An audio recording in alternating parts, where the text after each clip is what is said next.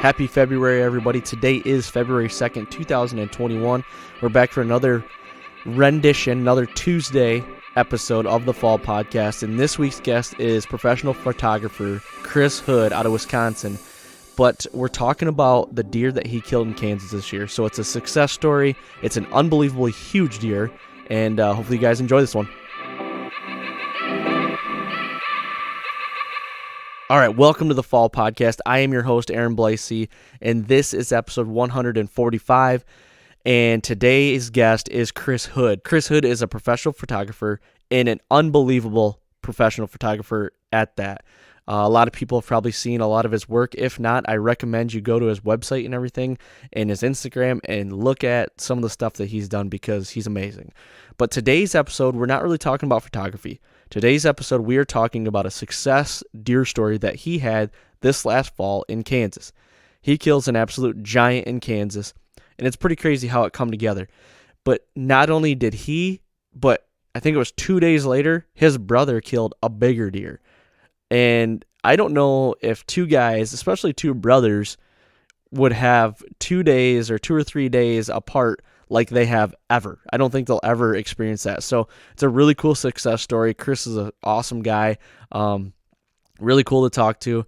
And actually his family owns the Predator Camo Company.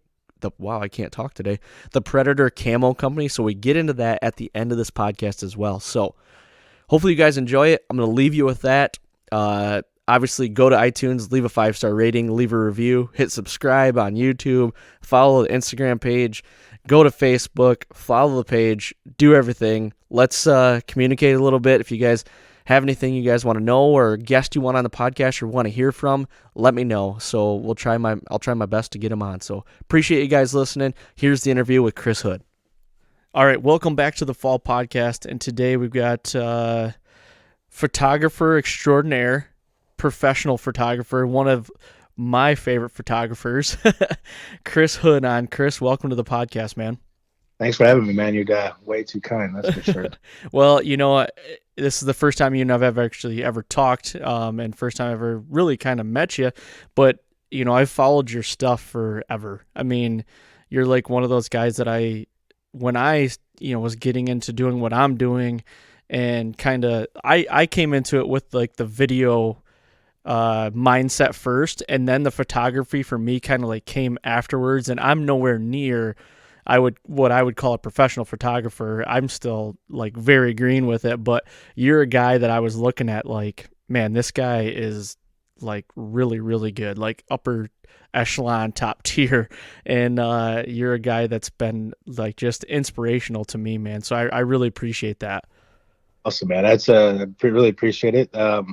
That's always kind of, I've always tried to obviously push the envelope with what I do, with what I shoot. And then on top of that it's always been, the goal to inspire people out there to grab a camera and pick it up, and, if nothing, for just more fun and to document their story and what they're doing, and just to have fun with it, because photography it's a really fun, creative outlet. It doesn't need to be a profession, and a lot of times when you do make it a profession, it kind of, with anything, it kind of takes a little bit of the joy of it out. But yeah, yep.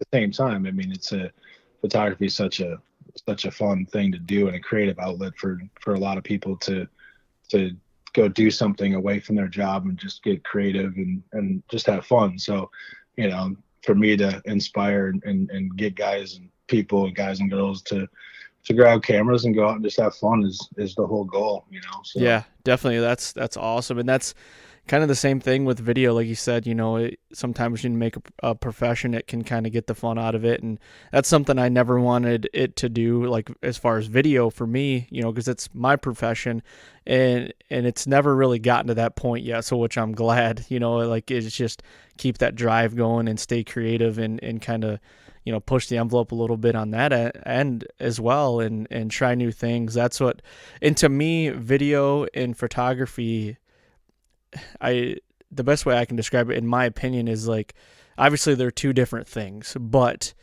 I feel like they're like even farther on the ends of the spectrum, like opposite ends, just because of like video, you know, it's hard for me to explain, but like video is, you know, it could be very, I don't know what the word is for it, but it could be very poetic. I don't know if that makes sense. And then, Oh, it does. and photography can as well, but photography, I find myself looking at a picture sometimes and just staring at it for 10 minutes, you know, and just like just trying to like decipher it sometimes, like different pictures. And then video, it's like maybe you're watching it over and over and over again, but like I just feel like sometimes I get two different feelings out of different, I don't know, I could be just talking in circles and not making sense, but like it's, you know, you're going for the same goal, but it might be two different paths getting there, if that makes sense.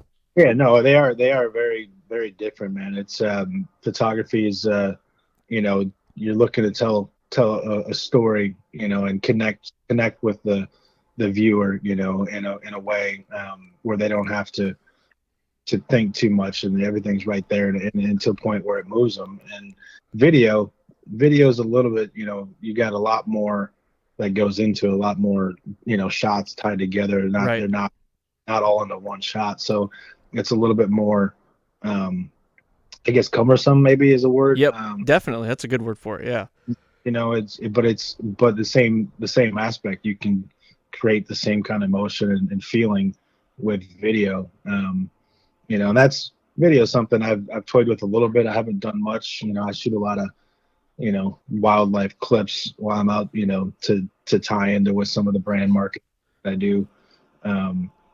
You know, but I'd like to get a little bit more into the video storytelling, and, you know, the world we live in today, obviously, you know, Instagram and YouTube these days, you know, videos is becoming a much bigger thing. And, you know, and being able to tell a little bit more of a story and engage a little bit more, I think is, you know, video allows you to do that. So For sure. It definitely is. And I would love to sit here and talk about video and photography, but the real reason why I wanted you on today was to talk about the deer that you killed this last year in Kansas. And not only that, but the deer that you and your brother both killed. I mean, within what was it, 24 hours of each other?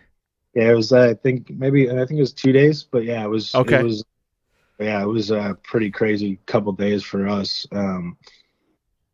You know, Kansas is a state that, you know, we've been going to and hunted for, I don't know, since I think my dad took me the first time, I think right after I graduated college. So back in like '06, I think my brother's first trip was after he graduated in '08. You know, so we always been going to Kansas. It was always one of those states that, you know, had the possibility for some of those giant deer that, you know, we get some of those in Wisconsin for sure, but it's definitely, I think, a little bit harder. You know, we've got a farm here, and, you know, we've had one deer in 30 years of owning our farm that's, you know, touched that 200-inch mark, you know, so it just seems like it's a little bit harder to get that quality, and it seems like Kansas is a state that where you see it a little bit more often, you know. Sure.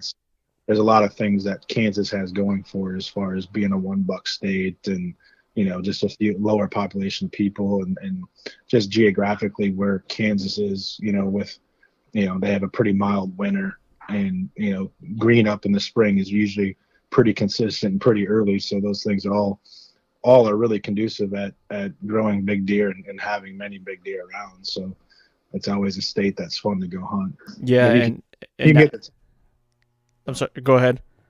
I was just gonna say, and it's one of those states that you can get a tag almost every year. So Yeah, and that's what I was going to elaborate on. It's getting harder now, you know, as the years go on. Like before it was over the counter basically. Now it's a kind of a draw, isn't it? Like it's because I've been yeah, hunting Kansas for the last 2 years. I've drawn both years, but we've had guys that have went like 4 years in a row getting a tag, and then like the fifth year don't get a tag. yeah, there's it's definitely got a little bit more difficult. You know, I think last year my old man didn't draw, which was, I think, maybe only the first or second time he's done that in his career of hunting.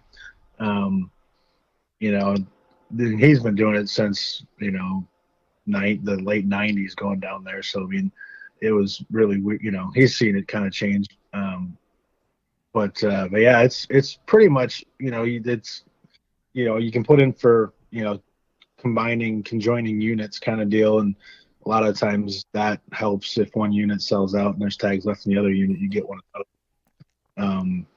But yeah, it's definitely gotten more popular. More hunters are definitely going there, and there's with good reason, because there's good deer and some good hunting to be had. So. Hell yeah, there's, man. It's a fun state. It's treated me well the last 2 years as well. So, but I guess to kick this off, you said your dad's been going there since like the late '90s. Now, do you guys own property there? Is it public land or is it a lease? Like, how does that work?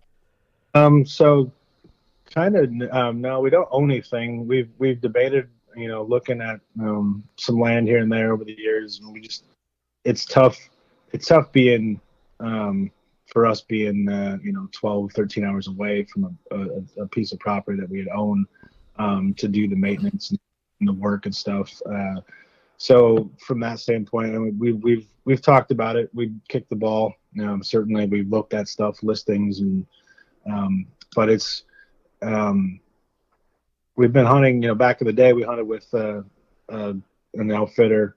My dad had gone to them for, I don't know, 15 years or something. And, they really didn't have a name other than just Ken and Kent. Yep. And I was down in that Comanche County, South Central Kansas area. Great area. Cimarron River area. Just there's good genetics. It's good hunting. And they had a bunch of different leases. They owned some land, so they had a lot of different options and places to hunt. And I mean, my dad's seen some of the biggest deer of his life, down there on, like, specifically on a ranch called the Box Ranch, which actually the Yeti boys own now. Okay. Ranch, and they've killed a couple 200-inch deer on there since they bought it. But that same basic area is always, known that Comanche County, Barber County area down there is, a really good area. And then we, for whatever reason, we made some friends up in Northwest Kansas, and my brother's become really, really good friends with a guy up there named Matt Mildenberger, and we've begun to hunt with them. I don't know, must have been maybe 2011-ish, 12, maybe something like that. And Northwest Kansas it's kind of similar country, but it's more about river bottom stuff, and a lot of the local guys out there, it's mule deer country as well. So, and there's giant mule deer there. So a lot of the local guys will hunt mule deer, Okay. like 220 and 240-inch mule deer. Jeez, so Pete. Just absolute giant mule deer. And for residents to get a mule deer tag is pretty tough. So a lot of locals go that way. So some of the whitetail hunting there gets overlooked. And so we've been going there, or we went there, I guess, a few years. My brother still hunts there.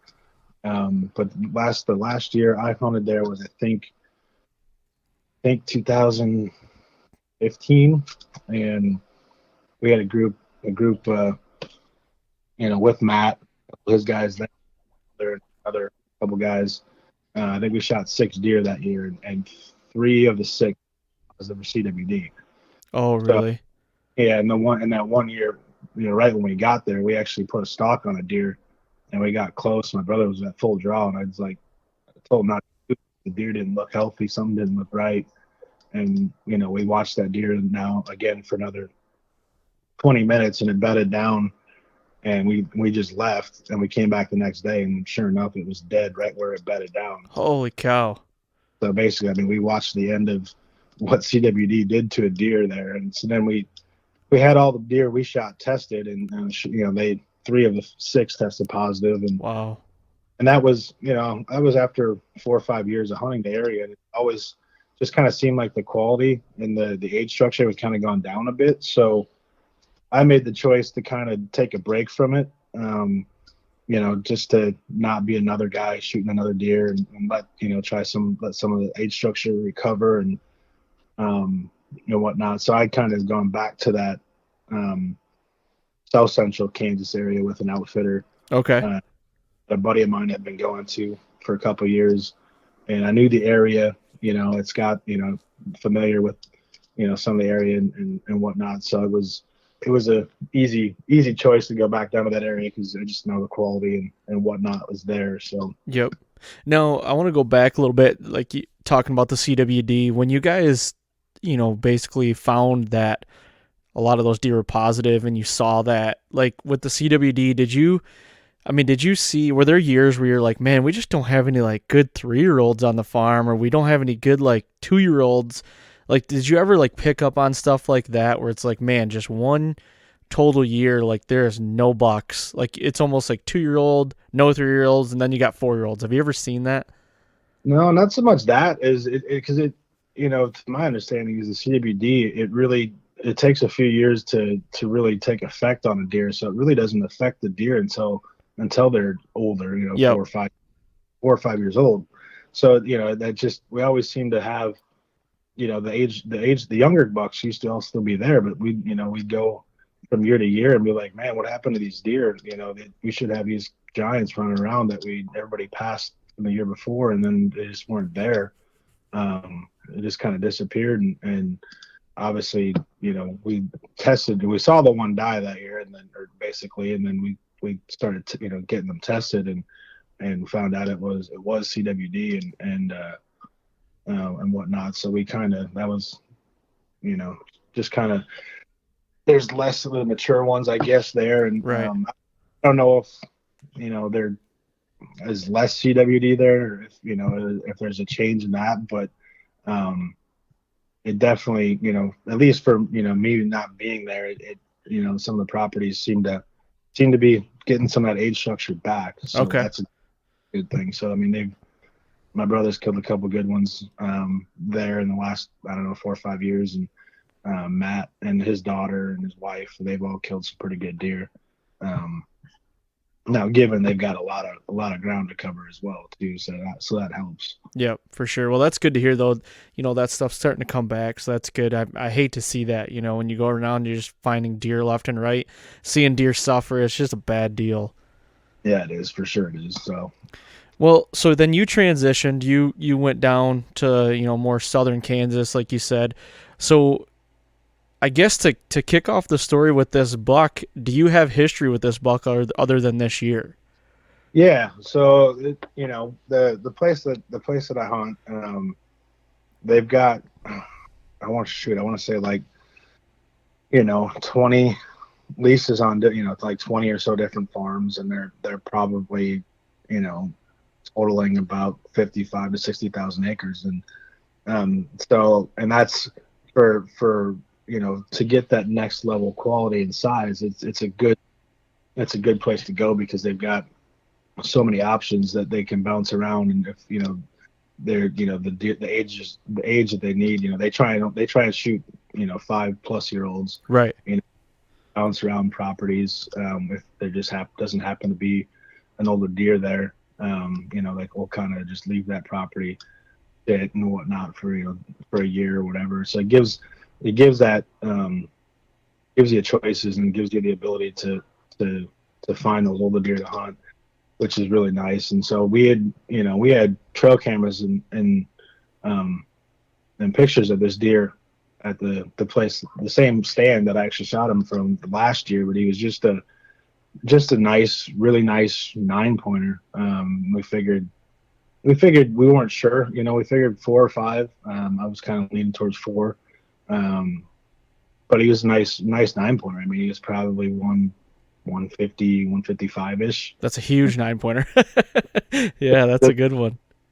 Right. So, I think we even actually sat it a couple times just to try and get eyes on him and see. And there's a couple other good deer on that same area. And we hunt, that property is over by the famous hash knife, if you ever heard. So that's that farm that we hunt is kind of over there by that. So and they're pretty strict on their management plan and only shoot old deer. And I think they've got like 80,000 acres and only take like 10 hunters or something like that. So So it's a good farm to be around as well. Just that neighborhood is managed, a lot of land managed for old deer, which is good. So Yep. So that year that he was a 9-pointer, so that was the first year you guys really even started watching him because you figured he was probably 4 or 5 years old that year then? yeah, we tried to hunt there, not necessarily to shoot that deer, but to see, get him out in front of you and make a decision then. But we actually never did see the deer. And there was actually a bigger deer that we were getting kind of consistent pictures of. So we changed plans and we went quite a bit east, towards Sharon or Medicine Lodge, further, a good hour and a half east of where I was hunting, to a different property. And, there was a really good deer there. And I sat for that deer, I don't know, 6-7 days almost, every day for that deer. We just never did see him. The guy ended up shooting that deer during the rifle season. It was like a 175. Oh, Nice. wow. So, and then I was just kind of running low on days. And I ended up just shooting kind of a management 8-pointer, kind of taking one for the team to, try and shoot a management deer, and, in hopes that it would help for the overall, management plan Right. for the deer, so. Yep. So then coming into this next year, this fall, and I'm sure, do you go down there and help with any, prep work or anything like that? Or, are you involved with any of that kind of stuff? Yeah. So my buddy Nick, I hunt with, he's actually bought into a couple farms. He's actually buying a second farm down there with the outfitter and one of the big farmers down there. And I think his new farm he's buying is by himself, his own little 200-acre piece. But I'll go down there with him in the spring, and we'll do some work, whether Yep. it's field work or feeder work, or one year we did some irrigation work, and do some shed hunting and all that kind of stuff. And then obviously in the early fall we'll go down and help set some cameras and start getting some pictures and inventory and all that kind of stuff. And man, going into the year, it was a year that there was really good deer. They had a couple deer that on camera that were like world class. Like one of them was a non-typical deer that I would say was in the 220 to Holy cow. 240, 250. I mean, you don't even Holy really crap. with all the mass and the non-typical, you don't really know exactly where it goes. It's just one of those deer that's hard to score, but it was world class. And Nick, my buddy, he's gotten so Whitetails crazy that he actually bailed out of his elk hunt. He just, in a spot that he's hunted every year in Colorado. He's just like, you know what, I don't even care. I want to get to Kansas and try and hunt these deer. And Yep. And the other one was like a typical, mostly typical, but I bet she was 195-ish. Oh my gosh. And they were getting pretty consistent photos of them in the summer and whatnot. So, and he left and went and hunted the opener the first, week of the season. And he sat for both those deer and never saw either one of them. Yeah, right. And the typical one, I don't know that they ever got another photo of after like the 28th of September or something. So I don't know if somebody else shot him or what. Yeah. But, and that opener too of Kansas, usually, it's in September. So it's like hotter than the hinges of Haiti usually. The ticks and the bugs are out. And I guess if you can sit through that, it couldn't be very eventful. But, man, it is just so tough. You're sweating your bag off. And you're just, like, you always wonder, like, what the hell am I doing out here right now? Because you might not be seeing deer. In, like, his case, he wasn't seeing the bucks he wanted to. So it's like, shit, Yeah, it's not. You're just basically trying to hunt them really on just food on the evening. I mean, you could do a morning hunt, but it more than likely you're, not really gonna, because you're gonna probably push them off of the food. Right. You could maybe try and get into a funnel where they're leaving from food to go back to bed or whatever. But your just window opportunity is super short. So I mean, it's a tough time to invest, a week of time to go whitetail hunting, but it can work if you time it right, and if you got the information, a deer is hitting a field or a food source or whatever. Even in Kansas you can use feeders, so if it's hitting a feeder or whatever, that that it's a good time to go. But if for whatever reason it doesn't work out, it's long days of sitting around waiting for that last hour. Yeah, that is for sure. So when you were going down there this off season, I mean, obviously they were probably getting pictures of this buck all the time, the buck that you ended up taking. So like, were they sending you pictures? Were you like, man, this is the deer that I'm gonna go after, or like, how did that unfold? So actually, what's crazy is no, they didn't actually have pictures of this deer at all. Really? Yeah. And they had obviously those other big deer and whatnot, but there was a deer at that same stand where we figured it was a 5 or 6 year old deer, and he was a 160 10-pointer heavy.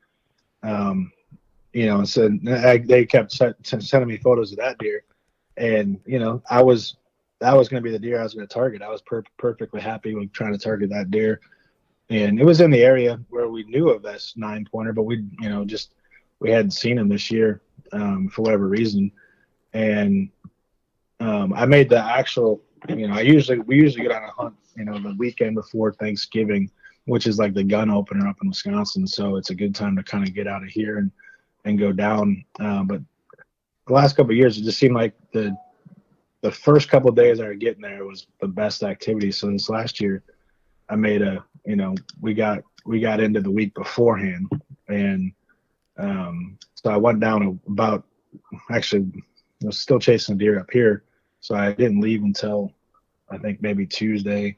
I should have been there on Monday, but there was a weather change coming up here that I wanted to hit at least one more day. And then there was a weather, a front coming through Kansas down there. So I hightailed it down. I think I got there on Wednesday. Yeah, Wednesday afternoon. Got it, got situated, got, unloaded, shot my bow, got dialed in. And then, shoot, I think it was, must have been like, maybe I got there Thursday morning and got all set in, and then Thursday night just went and jumped in that stand for that 160 10-point that we were gonna go try and target. And as he drops me off and we check the camera, I pull the card and dump all the pictures onto my phone before I jump in the stand. Yeah. And quickly started going through them. I'm like, well, that 10-pointer was here, that's good. And there's another buck that we hadn't seen on that stand, which was a super tall 9-pointer. It was kind of a lopsided rack, but he was a nice deer, but we figured he was just a 4-year-old. And then all of a sudden you went back 2 days beforehand, and this deer was on that camera, and we're like, oh shit, that's a big deer, and so we're like, all right, I mean, we're planning on sitting it anyway, but we're like, there's another option here. So it was definitely exciting to see that. And I didn't really put 2 and 2 together that it was this other deer, because he was a 9-pointer the year before, and this other deer, or the deer this year, was a 10 with trash. Yep. And blowing up. It was a pretty big deer. I figured he was upper 170s for sure. Didn't really know for sure what he was, but and then I wasn't in the tree for 2 hours. I had seen a couple of bucks come through, a couple of does come through, and then all of a sudden, out of nowhere at like 4:30, which is pretty early, from where we drove in, walked down this deer and kind of caught me off guard. I wasn't quite ready to see that Right. early in the evening, and I quickly turned the camera on. I did get some video of it and whatnot. I expected him to there was 2 does at the corn, that I figured he'd come check out or whatever. I figured I had some time, and then he kind of just came down, kind of looked that way, and then turned and started walking directly away from me. And I was like, oh crap. like, so at that point, I kind of just pointed the camera in an area where I figured it would, he'd be, and I just grabbed the bow, and it was windy as hell, like crazy wind. Not in Kansas.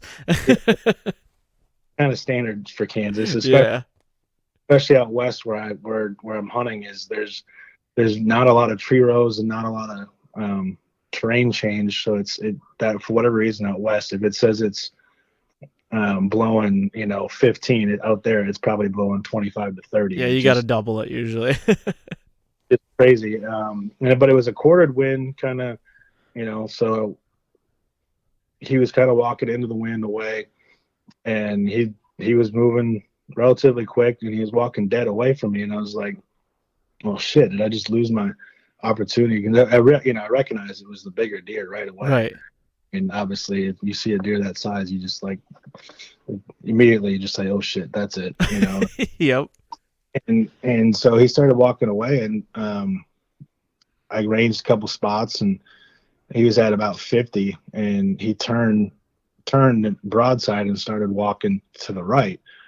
And I was like, okay, well, that's about my range on a whitetail, and he was kind of walking and not fast at this point. And I don't know if he would have turned and came back to the corner or whatever, but I wasn't going to take the chance, and I wasn't going to let a deer like that walk out of sight, or out of range at that point. And so I put my pin at 50, and he probably had gotten a quarter just angle just away a little bit further because I hit him just a touch low.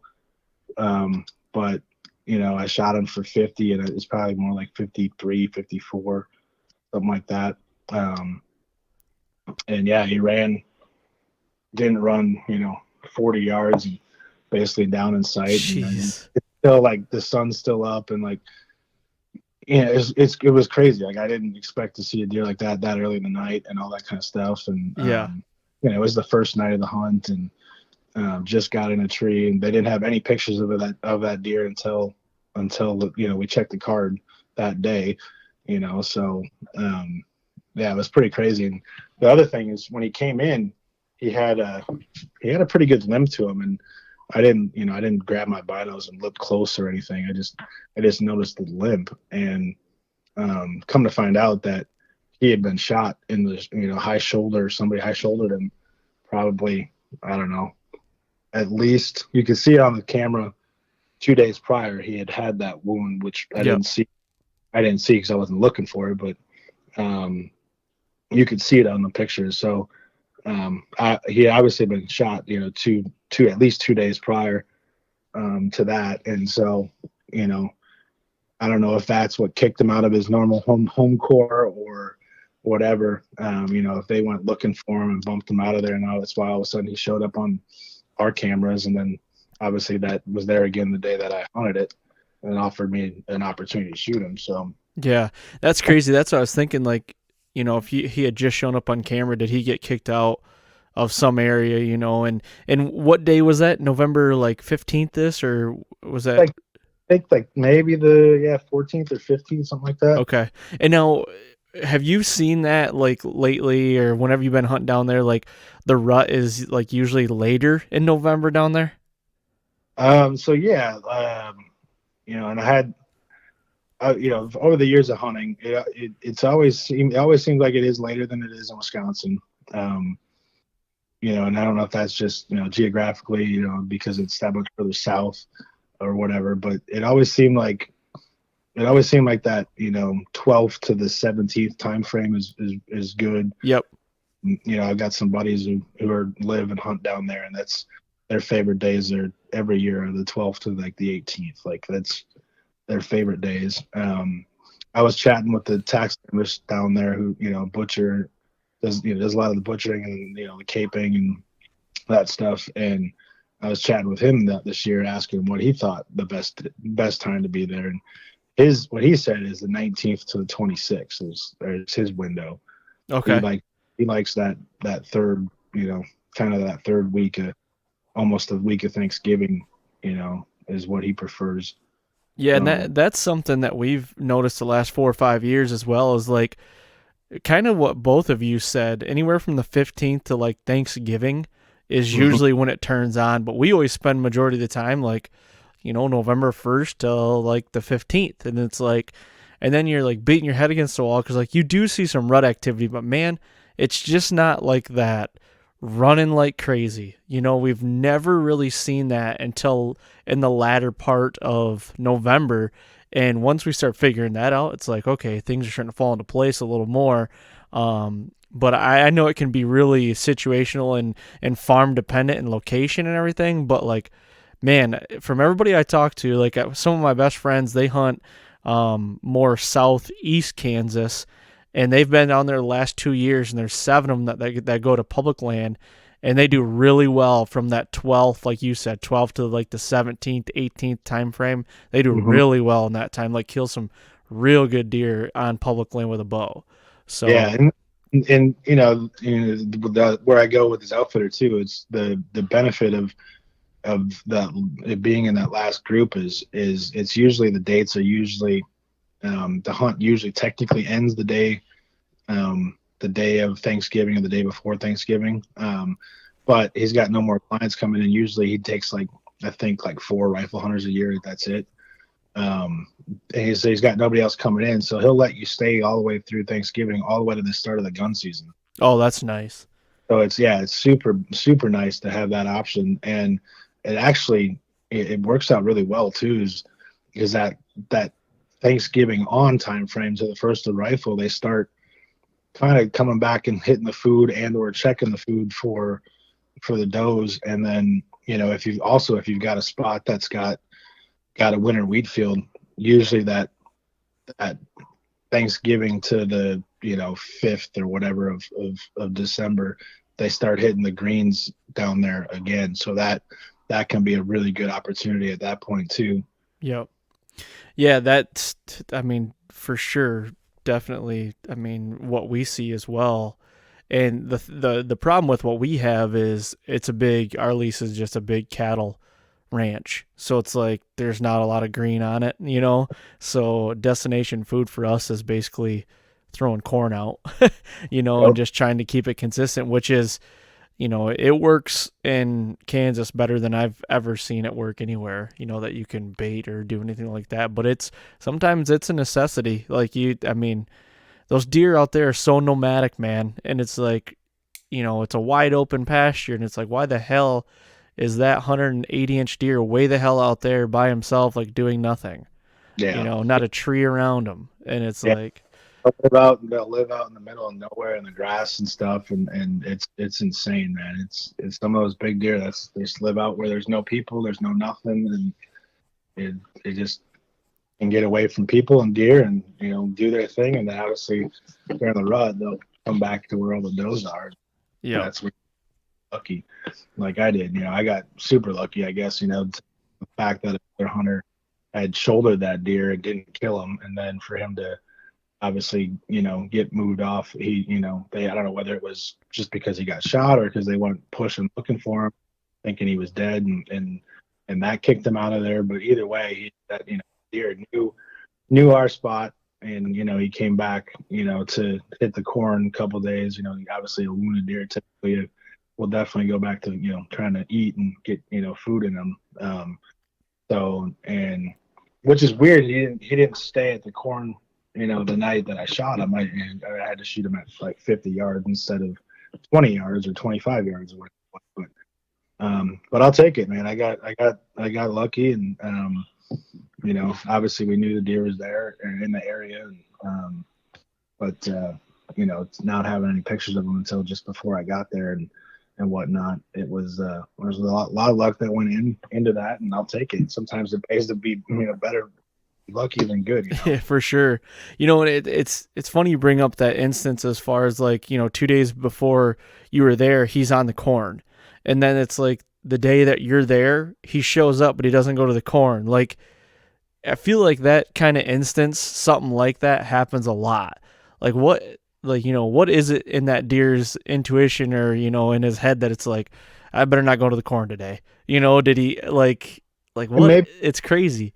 maybe it was just because it was so early in the day, but he was moving. I don't know if he because it was windy, and with the wind, the front came in. It was getting cold, so if that got him on his feet earlier than he typically would, and maybe that's why he didn't want to Sure. go horn then. And he was just maybe gonna go change where he was headed, that wind or whatever, and then come back to the corn after dark or something. I really can't say exactly what the reasoning was, but I'll definitely take it. For sure. And 50-yard shot, man, people don't take vacations that far. That's a hell of a shot.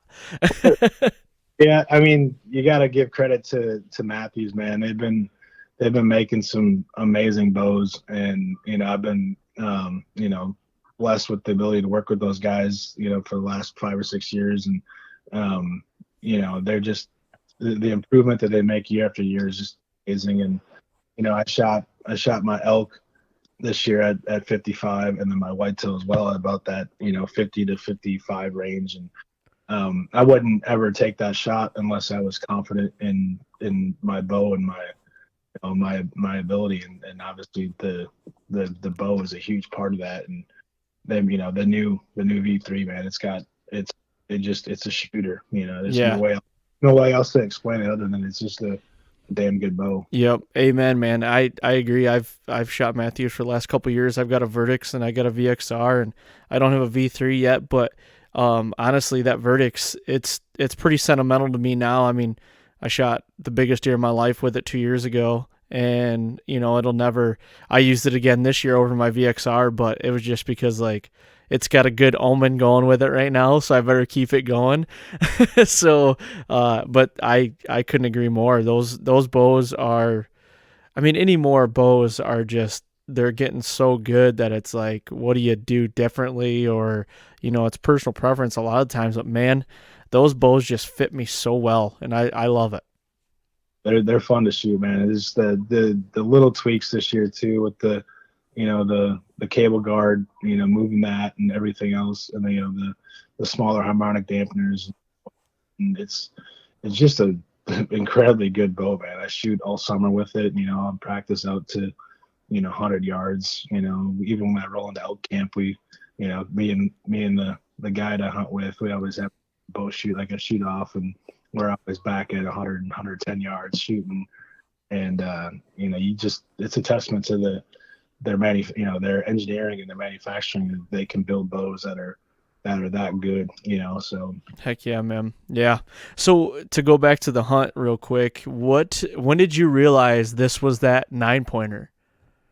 I really didn't really realize it until later that night, when we're sitting around, looking at them when we got them, hung up and looking at them, and everyone's, we're having a cocktail celebrating. For sure. What, man, that rack, the way his rack was, it was this kind of, it was a big frame, but then the tines all kind of tilted in just a little bit, kind of like an A-frame, and I started thinking about it, and I was like, man, you know what? I think that might be that 9-pointer from the year before. And we started looking back at the photos, and we're like, yeah, absolutely is. And pretty crazy to see. I mean, that he was probably in that 150 155 range as a 9, and then he was 185 this year. Holy cow.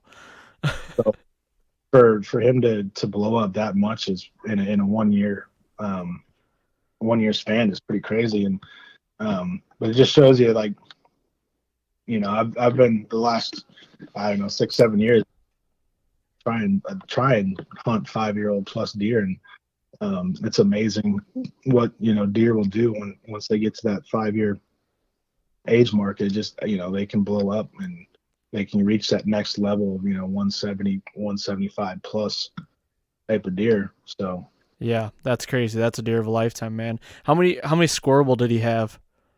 So he was a mainframe 10. He had kind of like 2 kickers off of each G2.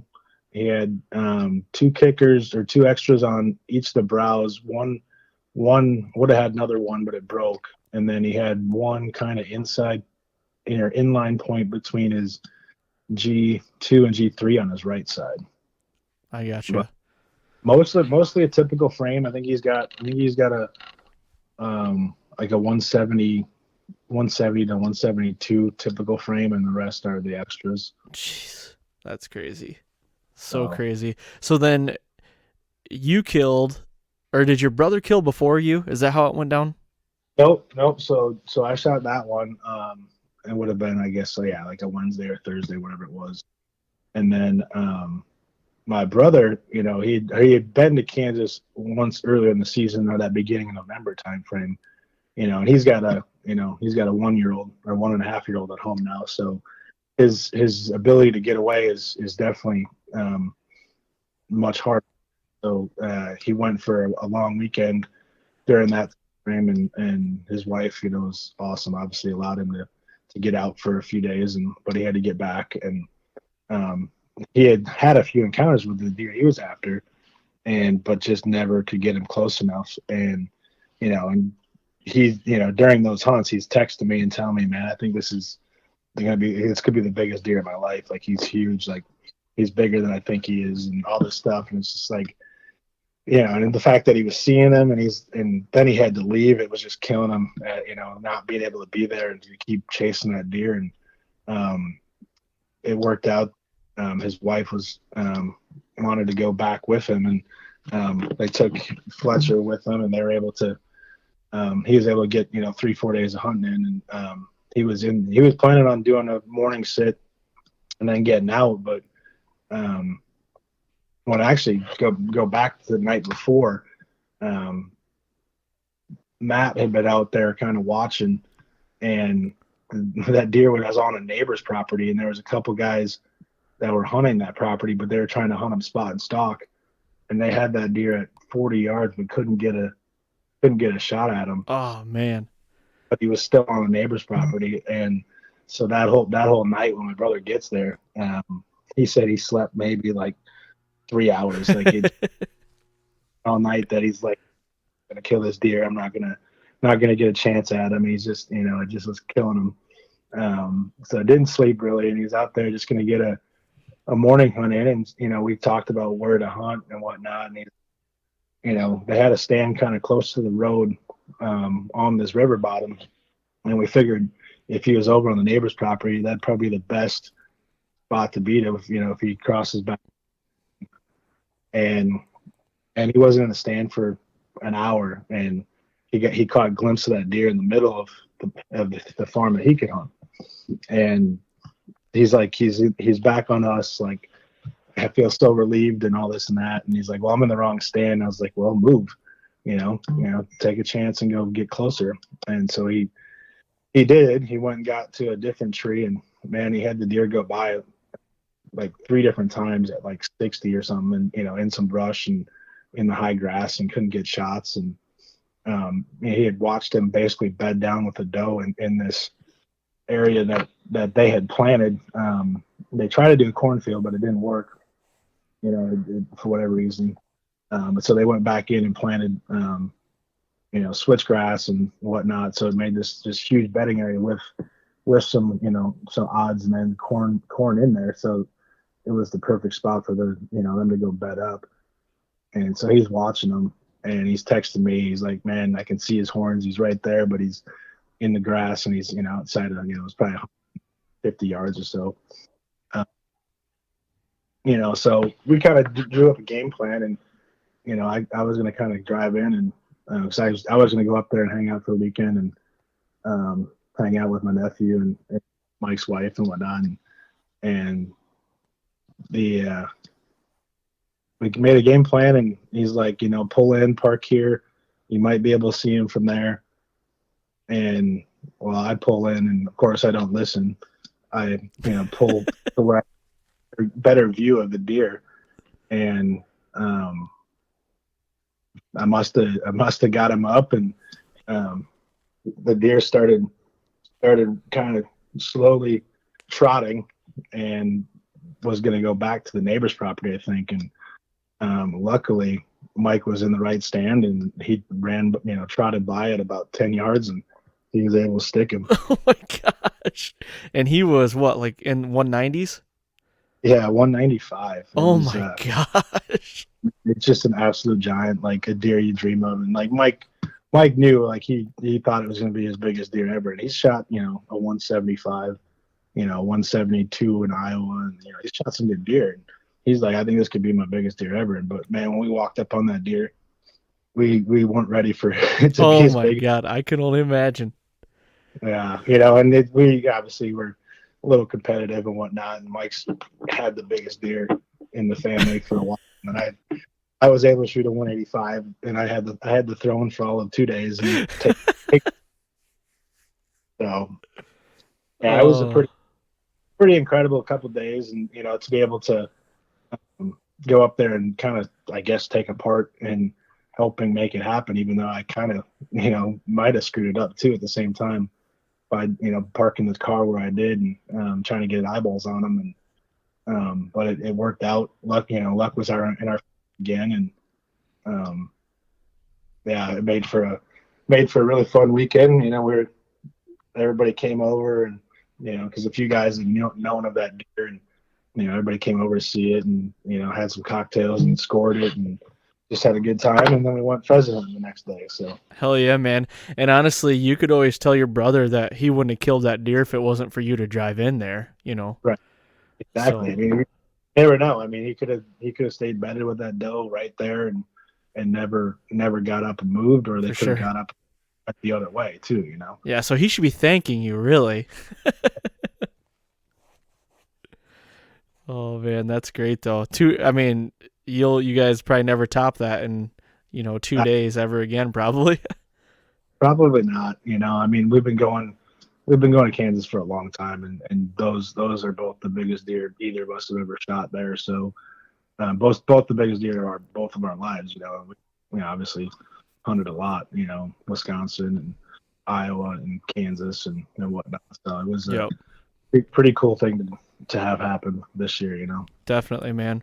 Well, before we wrap this up, we're coming up on time here. I do want to brush on something that I didn't even know until Adam Bender actually told me. A friend of yours, friend of mine here, and he said your family, you guys own Predator Camo, which I did not know that, and that's been a company that's been around for a long time. Could you just elaborate a little bit on that? Yeah. So the family, that's been the family business since they bought it from the guy who originally designed the camo, who he started in '87. They bought it from him in '89. Brought him on as for a few years. But yeah, so they've been doing Predator camo. They did a tree stand company before that, and they did both for a while, and then just transitioned to just doing the camo, and been doing that ever since '89. So it's pretty crazy in the world that we live in today, with the big conglomerates that are buying up a lot of the brands, whatnot, to still have a small family business. And it's we've obviously been the different looking camp forever. Now there's Sika and Kuyu and First Light and all these other camo patterns that aren't trying to look like a tree. They're more Right. looking to break your pattern, your outline up, which is what Predator's been forever. And it's there's a reason behind it, and why for bow hunters especially that are trying to get close, to why it works, and it helps. You don't always need camo, but in situations where you do, you'd be amazed what you can get away with wearing like Predator for sure. It's just that deer, if you get or whatever and they look your way, you just freeze up, stand still. They can't make out a person, a human. They easily their eyes get tricked back to just not seeing anything, and you get away with a lot more. And I think it's made us more successful over the years, for sure, in situations. Yeah, and Predator. I've been a fan of Predator for a long time, and then when Adam told me that, I'm like, oh shit, I'll have to bring that up to him because I didn't know that you guys had owned that and everything, and I think that's really cool. It's to me, that's what a lot of people said. Like, when I was looking at it back in the day, everybody's like, why would you want like camo like that? And I'm like, because that kind of camo works. Like, you know what I mean? Like that's what it was different for sure, but like I felt like that was like something that you would definitely blend in on in a lot of different scenarios. And you guys offer a lot of different stuff as far as, browns and greens. So like for turkey hunting and stuff like that, or elk hunting, and, it's really cool. And I think it's cool that you guys are still a small family owned company. And like you said, I mean, everybody's getting bought up, and Wisconsin has a rich tradition of hunting, just like Michigan. And I feel like, predator camo, that like when I think of that, think of predator camo, I think of tradition, if that makes sense. Like that's what goes hand in hand with me. Yeah. And what's crazy is, Predator's got a niche cult type following that, absolutely loves the product and the patterns, and they won't wear anything else. They swear by it, and it's really cool to have that. And it's the gear that we make. Obviously, we make our own products. We don't really do a whole lot of licensing for other companies to produce products. We've done some of that over the years. We'd like to have control of the inputs, the fabrics and the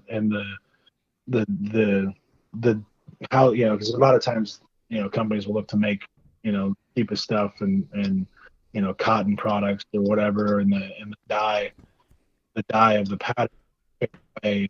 We've always tried to produce stuff that's going to last, longer, and is going to, obviously from a technical standpoint, we want to produce that are, functional for the bow hunter, for, the elk hunter running around the mountains out west, to the tree stand hunter, when the leaves fall off and you're sitting in 0-degree weather with 30-mile-an-hour winds in Michigan. Yeah, definitely. I think, did I lose you there? Clear. No, okay. I think you cut out there for a second, but yeah, definitely. I agree. Like you guys offer it all. And, if anybody listened to this, wanted to know more about it, where would you direct them to go, or even, where do you guys sell it at? Maybe is it all direct to consumer? Like, how does that work? No, so we're we do direct to consumer. We do, I don't know, about maybe 60% of our business today, that way. We used to do a lot with Cabela's and Bass Pro Shops, but we haven't done much with them since they had the merger. And there's still a lot of large mom and pop type are dealers for us. So if you want to see and check out some stuff, definitely go on our website. Just look up the dealer locator and see if there's somebody in your area that might have it. If not, usually pretty good with our return policy and ordering stuff and getting stuff that fits, and make sure, because our sizing is a little bit tricky. There's some products that run a little bit small, some that run a little bit big. It's just, so stuff out. But I think a lot of guys can order that stuff and be improve their success. Hopefully keep guys in the tree longer, or keep guys out in the woods chasing elk or whatever it may be longer. Drier and what just warmer and whatever the situation may be. So for sure, yeah, definitely. Well, very cool, man. Well, I want to thank you very much for coming on and doing this, and I appreciate that, and thank you for the story. I mean, what a hell of a deer. Congratulations on that, man, and hopefully maybe next year you'll kill a bigger one and we can do this talk again. That's the goal every year, right? For sure. Yeah, no, thanks for having me on, man. It was fun. Yeah, definitely. And I guess if anybody out there wants to, see your photography or anything like that, like where would be the best place they go to see that? You can follow me on Instagram as just Chris J. Hood. Otherwise, my website is Chris Hood Photography. That's kind of geared more towards the fine art, selling prints and that kind of stuff, but more of the combination of the wildlife photography and the hunting stuff, and some of the stuff I do with the other brands and stuff I do with Cabela's and Bass Pro Shops is stuff I'll share on there. So definitely give that a follow. Awesome, man. Well, thank you very much, and again, good luck then next year, and hopefully you'll kill another one and we can do this again. So, man, thank you. Appreciate it. Thanks, man. Likewise. Have a good year. You too. There it is. Another great episode. Chris Hood, thank you very much for coming on, man. I appreciate it. And I'm going to end this basically like I end every other podcast, but I got to remind everybody, please go to iTunes. I'm begging you, leave a 5-star rating and leave a review. And the reason why I say that is because it helps us with the rankings. It gets the Fall Podcast up a little higher, and it gets it out to more people so more people can listen to it. So, and I do want to say thank you. I should probably print off a list because I can't remember everybody, but I get constant DMs now of people just loving the podcast and the support. So if you've wrote me, thank you. I know you guys know who you are if that you wrote me. Thank you for the support. I really appreciate it. Hopefully you guys, hopefully my voice and the way I talk and all the ands, the ums, and the so's and for sure's that I say don't get annoying. So thank you guys very much. And like I said, go do all that stuff with the social media. Like it, subscribe to it. I appreciate it. So thank you very much. We'll talk to you guys right here next week on the Fall Podcast.